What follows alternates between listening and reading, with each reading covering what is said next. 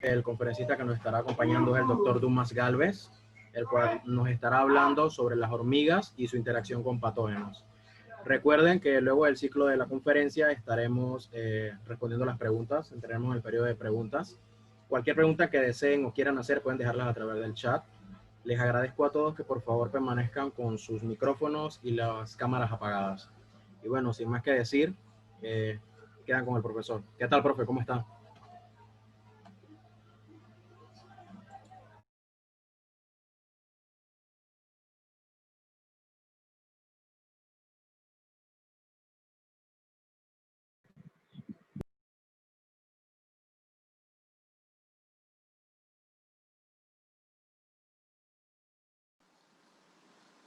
La pantalla.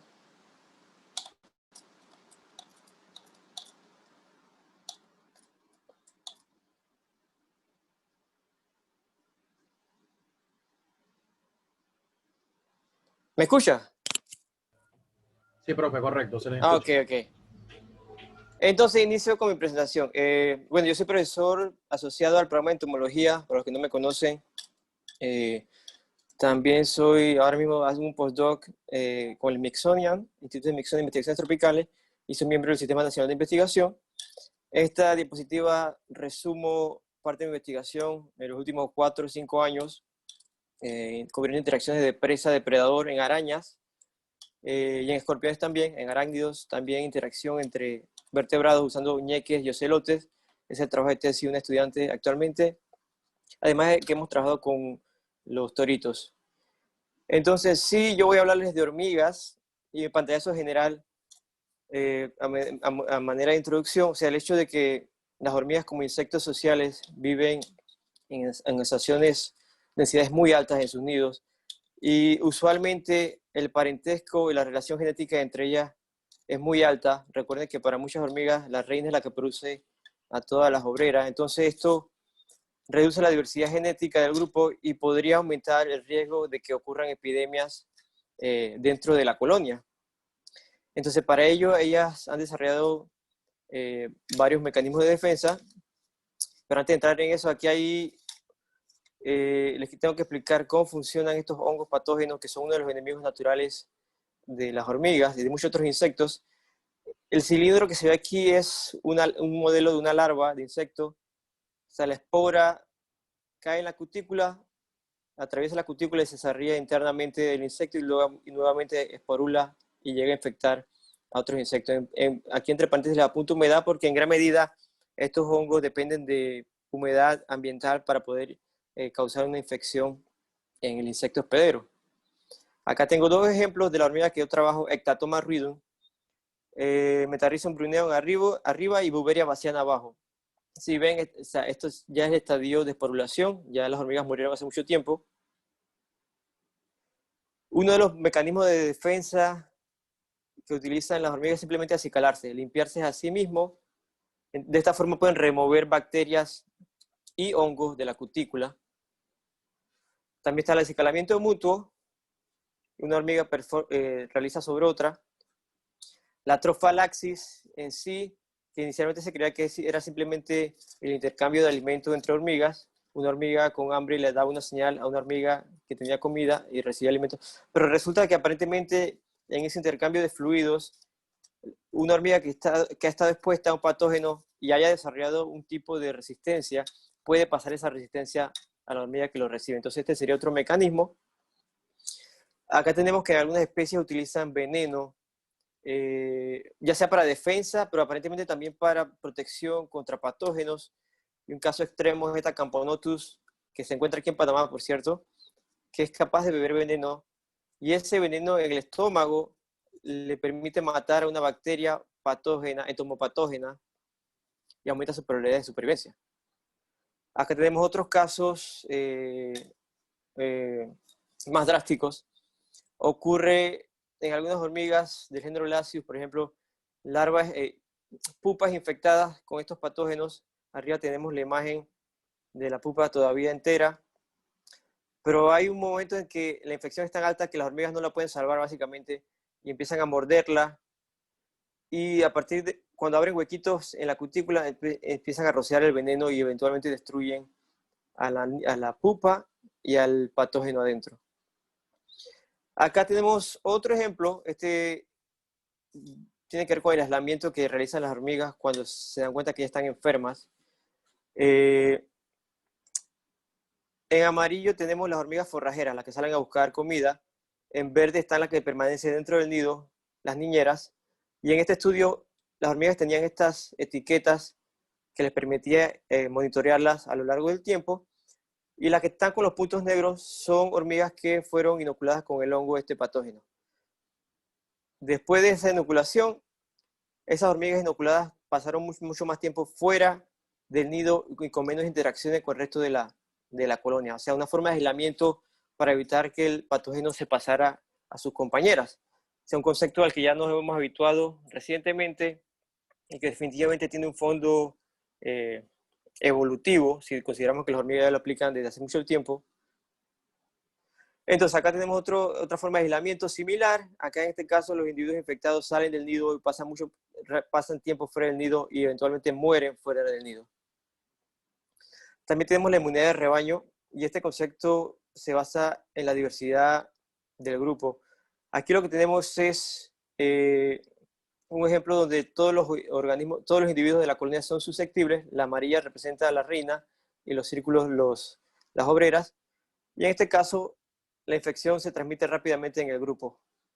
Sin embargo, si tenemos una proporción de individuos que son resistentes, inmunes, aquí en verde, estos pueden evitar la transmisión de la enfermedad dentro del grupo. Entonces, dos formas en que esto se puede lograr es aumentando la diversidad genética del grupo, y una de las ideas es ya sea que la reina se apare con muchos machos, varios machos, poliandria, o la ocurrencia de la poliginia, que es cuando hay varias reinas fértiles produciendo obreras en la colonia. Entonces estos dos mecanismos podrían aumentar la diversidad genética del grupo y así aumentar su defensa contra estos patógenos. Acá tenemos un ejemplo de una especie de Europa, donde utilizan resina. Esto que aquí son pedacitos de resinas de coníferas que introducen dentro del nido. Y en este trabajo, estas son curvas de supervivencia, la proporción de individuos vivos a lo largo del tiempo. Y la flecha indica colonias que tuvieron resina, les fue mucho mejor contra ciertas bacterias del género de Pseudomonas, en comparación con las que no estuvieron con la resina. Inicialmente pensaron que era, después descubrieron que de hecho era profilaxis, o sea, la hormiga la hacían siempre en presencia o no de la bacteria. También descubrieron de que si la hormiga lo mezclaba la resina con su propio veneno, el efecto era mucho más fuerte. Acá tenemos otro ejemplo, también una especie de Europa, Formica fusca. Y lo que acá es que en este experimento, cuando le daban peróxido de hidrógeno combinado con la comida, aumentaba la probabilidad de supervivencia. La flecha roja nuevamente curvas de supervivencia en comparación con las hormigas que no tenían el peróxido en la comida cuando estaban expuestas al hongo. Sin embargo, en el control, el efecto era inverso. O sea, si consumían el peróxido, la comida con peróxido sin el hongo presente, era negativo. O sea, entonces en este caso, aparentemente hay una evidencia de medicación, pero esto es todo en el laboratorio y uno de los problemas es no hay evidencia de cómo las hormigas podrían conseguir el peróxido de hidrógeno, esta especie de oxígeno reactivo en el ambiente. Una idea es de que cuando los áfidos, por ejemplo, atacan a las plantas, esto causa esta reacción y de cierta forma esta especie de oxígeno reactivo puede llegar a la hormiga. Sin embargo, esto necesita más investigación para corroborar. También ellos demostraron de que la hormiga podían seleccionar la comida con peróxido mucho más cuando estaban siendo infectadas con el hongo. Acá tenemos evidencia de inmunización, o sea, la flecha indica hormigas reinas que fueron inoculadas con una dosis baja del patógeno, les fue mucho mejor contra otras dosis, contra una dosis más alta 7 días después, en comparación con las reinas que no fueron expuestas al patógeno inicialmente en una dosis baja. Y este fenómeno también ocurre de forma transgeneracional y se ve acá en esta especie de Crematogaster. Las reinas que fueron expuestas al hongo, a las esporas del hongo vivo en una dosis baja, producieron crías que eran más resistentes que el resto de los otros grupos en ese tratamiento, en ese experimento. O sea, como evidencia de que este tipo de inmunización se podía pasar a la siguiente generación. Aquí tenemos un tema extenso con los simbiontes y particularmente estudiado en las actinis, las especies de hormigas que cultivan hongos. Por ejemplo, aquí en estas Acromirmex hay bacterias que crecen en la cutícula y producen antibióticos que le ayudan a protegerse contra estos hongos. Por ejemplo, y también interaccionan con esta glándula metapleural. La glándula metapleural es típica de las hormigas, de muchas hormigas, por cierto, que produce sustancias antibióticas para defensa. Ahora bien, el proyecto que yo trabajo actualmente dentro del Smithsonian, ahora vieron la diferente serie de mecanismos, algunos de los mecanismos, porque no mencioné todos, que utilizan las hormigas para defenderse contra enfermedades. Y la pregunta es si estos mecanismos están siendo afectados por las actividades antropogénicas en el ambiente. O sea, a la izquierda tenemos una imagen del canal, el área de Barro Colorado, y a la derecha tenemos dos áreas perturbadas, ya sea un sitio urbano, este es el área del Parque Omar, y acá en el área de Azuero Guánico, un área totalmente deforestada. Y para estudiar ese fenómeno, bueno, sí, la idea viene del hecho de que la diversidad de estos hongos entomopatógenos depende tanto de la diversidad vegetal como factores abióticos. Esta es una imagen del Valle de Antón. La humedad aquí y la vegetación, la diversidad vegetal, favorecen la presencia, la abundancia y la diversidad de estos hongos entomopatógenos. Aquí ejemplificado por los diferentes colores. Sin embargo, con la deforestación y cambios abióticos, la diversidad de estos hongos disminuye o tal vez pueda desaparecer. Y esta sería nuevamente un área de acá de Azuero. Y para eso utilicé como sistema la hormiga Ctactoma ruidum, que tiene distribución en todo el neotrópico, desde México hasta el sur de Argentina. Entonces la encontramos en áreas de bosque y también la encontramos en áreas perturbadas, urbanas o deforestadas. Dada la historia de deforestación que lleva el país a lo largo principalmente del lado Pacífico, parte de la idea era tomar sitios deforestados o afectados por el desarrollo urbano, aledaños a áreas de bosque. Por ejemplo, agarramos aquí esta área de volcán y agarramos el área urbana más cercana, que sería David, por ejemplo, y hacemos comparación de esas poblaciones. Esa era la idea. Entonces, inicialmente, y debido a la pandemia, solo tenemos hasta el momento 7 sitios. Hay, a ver, aquí hay Ciudad de Panamá, Paraíso, Camino de Cruces, Camino del Oleoducto y BCI. Acá Azuero tenemos el Cerro Canajagua, Tonosí y Huánico. Entonces el tamaño de muestra todavía es pequeño, así que estos datos son más exploratorios, por decirlo así, porque necesitaríamos mucho más réplica de sitios para realmente llegar a conclusiones sobre estas tendencias. Pero bueno, lo que hice o lo que he hecho hasta el momento,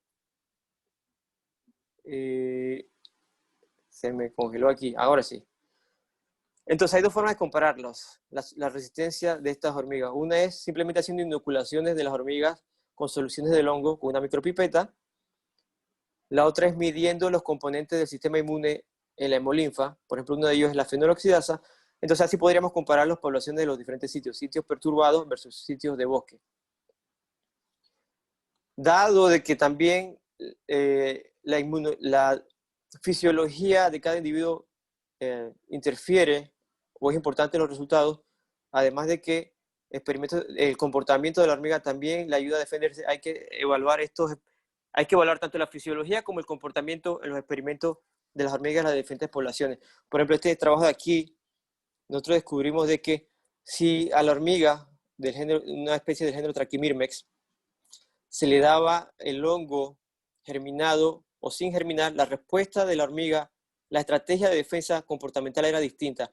Este MG representa la metapleural gland, la glándula metapleural que les mencioné antes, y la utilizan mucho más cuando se le daba el hongo que ya había germinado, que tenía ya las hifas.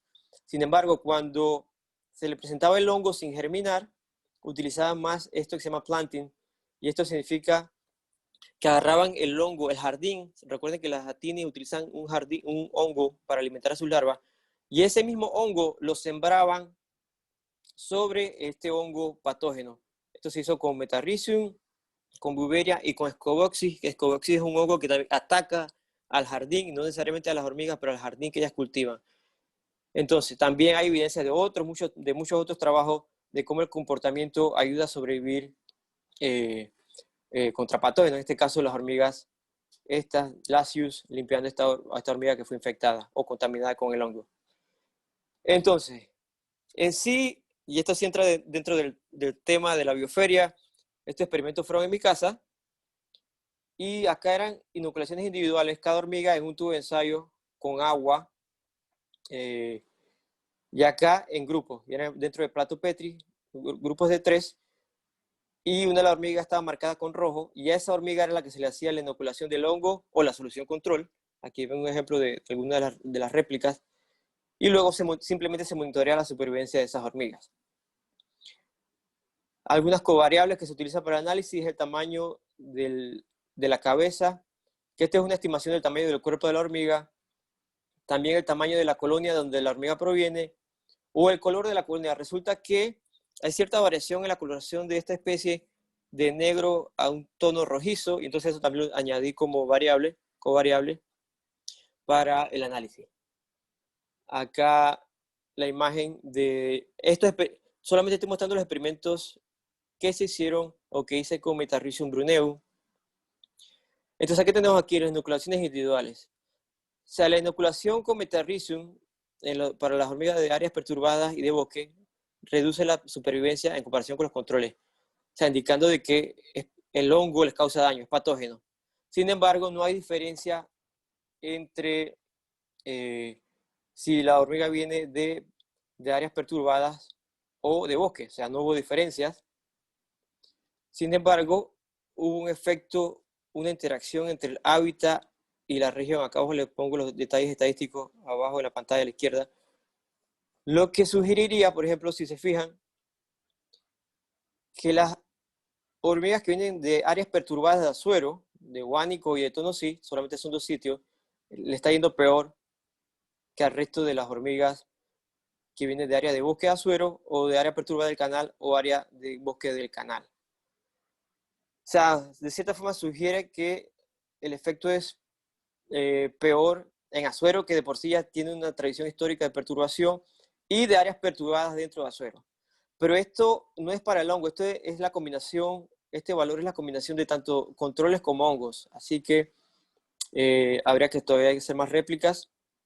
Ahora vemos las inoculaciones de grupos, y aquí no hubo efecto de tratamiento, no hubo diferencia entre los controles ni el hongo, pero esto de cierta forma ya yo lo esperaba, porque las hormigas, cuando una hormiga inoculada con esta solución de hongo, en presencia de compañeras, realmente son muy buenas ellas limpiando a la hormiga que ha sido contaminada. Tan buena que su supervivencia es igual que los controles. O sea, esto ya era lo que ya yo esperaba encontrar.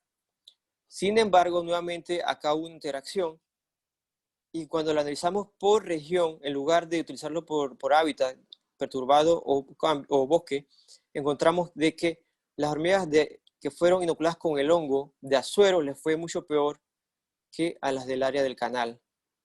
O sea, nuevamente sugiriendo de que hay un efecto de perturbación en la resistencia de estas hormigas para para resistir este hongo. Podemos especular muchas ideas sobre qué está pasando, pero realmente antes de llegar a ese punto creo que hay que hacer muchas más réplicas para corroborar estos resultados.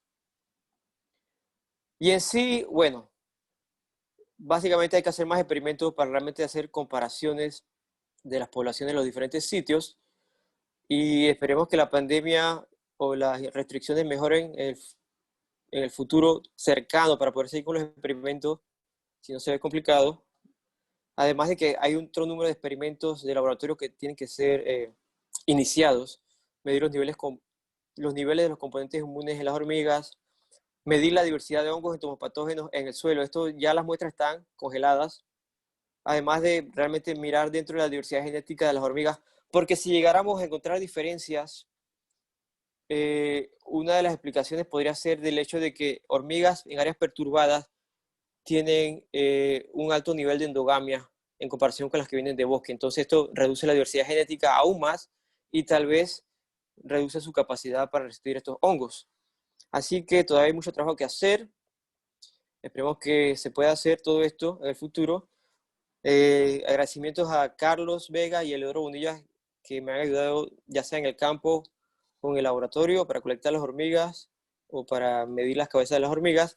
Además de agradecer a la Universidad de Panamá, el programa de entomología, por los espacios de laboratorio, el Instituto de Smithsonian, que ha dado fondos para realizar este trabajo de investigación, además de también el Sistema Nacional de Investigación que da fondo. Abajo le pongo detalles de contacto por si alguno desea realizar trabajo de tesis.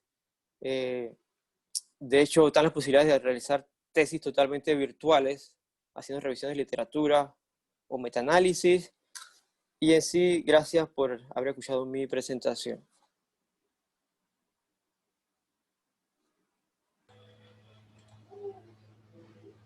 Excelente, profesor. Muchas gracias por la participación. Y bueno, chicos, iniciamos el periodo de preguntas. Si tienen alguna pregunta que hacer o les gustaría, por favor me las pueden dejar en el chat. Yo ya tengo algunas, profes, de las redes como estamos transmitiendo en Facebook. Ajá. Pues iniciamos. Tengo una aquí que dice, excelente conferencia, profesor. Pregunta, ¿la inmunidad de rebaño sería útil contra el COVID-19 o cómo funcionaría la inmunidad en este caso?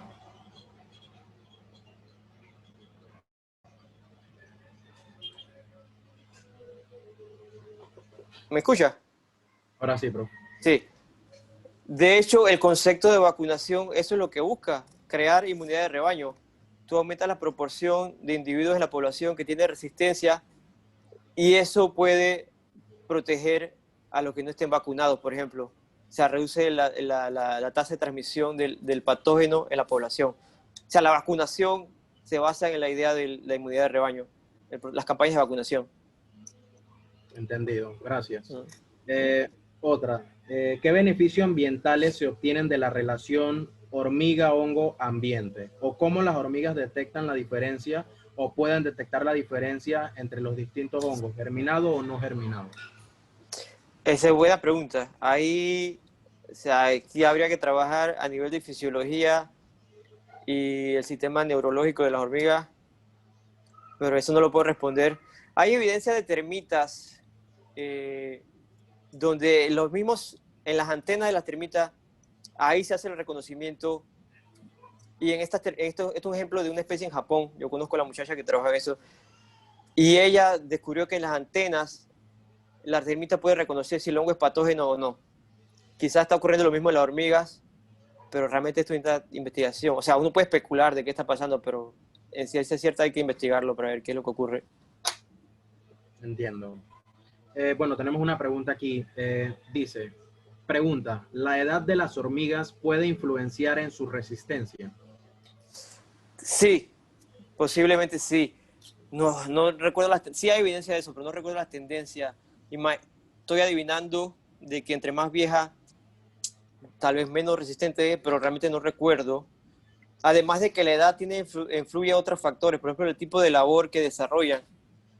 En algunas especies, entre más vieja la hormiga,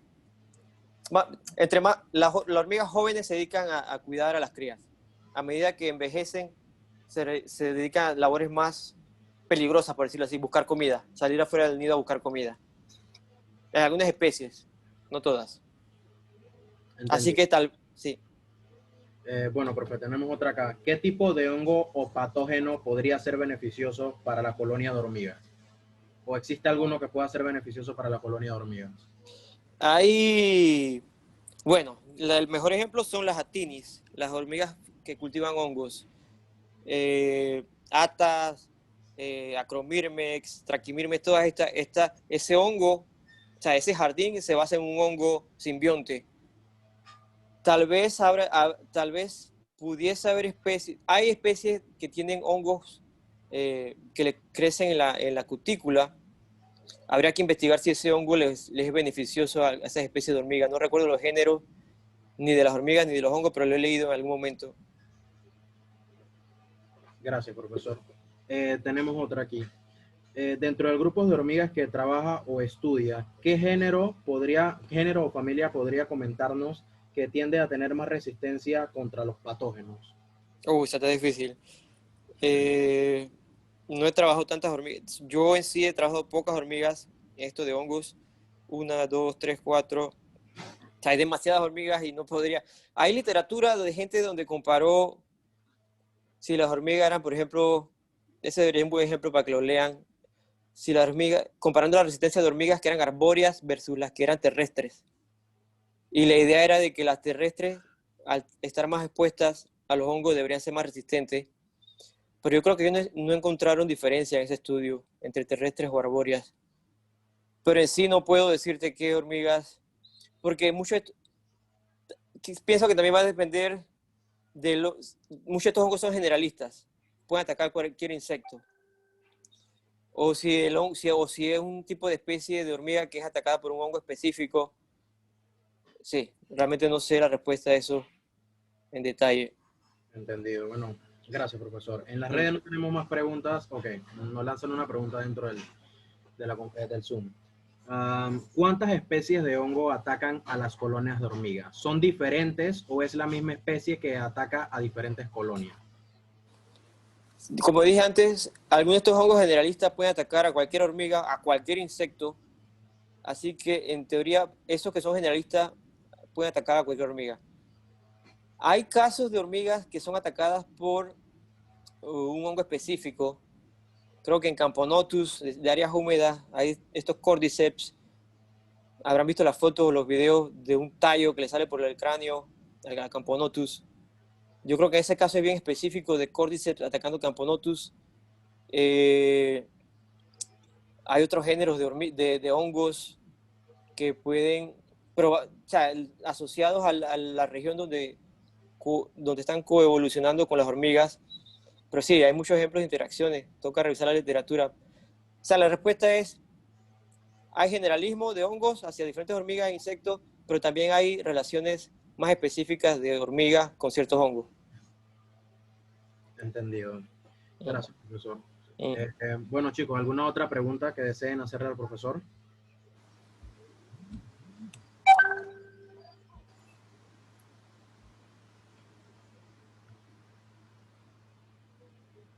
Bueno, si no hay más preguntas, primero, gracias, profesor, por haber participado con nosotros y compartir. Muy agradecido. Gracias a ustedes. Espero una tanda de emails para la gente que quiera hacer tesis conmigo. Bueno, chicos, ya saben, estoy abierto a ayudarles Por el momento virtual, pero se aprende también. bastante. Ya. Bueno, saludos pues, entonces, gracias. Gracias, pero cuídese. Y bueno, chicos, a todos ustedes, gracias por haber participado y estar con nosotros en la primera conferencia del día. Espero a los que puedan estar en las que siguen. Que tengan buena tarde. Nos vemos dentro de poco.